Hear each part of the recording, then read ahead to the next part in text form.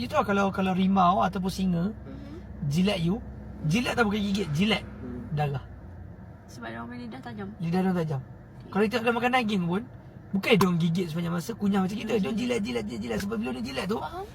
dapat tarik sebenarnya. Oi, you rekod apa yang? Air ke? Tak. Kita orang tengah food coma ni. Lepas tu dua-dua macam malas nak naik atas. Buka aircon, turun sikit-sikit tu Tengah. sedap pula layan. Lepas tu satu lagi fakta menarik pasal binatang. Hmm. Itu tebuan tak? Hmm. Tebuan, dia ada photogenic memory. Maksudnya. Maksudnya tu kalau you ada buat hal kat sarang dia ke apa, semua tebuan tu ingat muka you. Ya.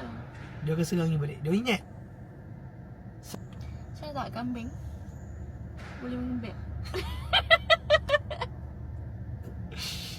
Mana saya tahu tak? Ni binatang yang jerung pun takut. Apa dia? SpongeBob. Apa dia? Apa dia? I tak sure. I rasa orca. Orca tu apa? Orca tu paus yang warna hitam putih tu. Tak pernah tengok. Oh, okay. Paus tu besar macam great white jugalah, besar sikit lagi. Dia hitam putih. Sebab dia nampak macam tu hantu. Tak, dia jahat. Hitam. Tak, ikan paus tu jahat.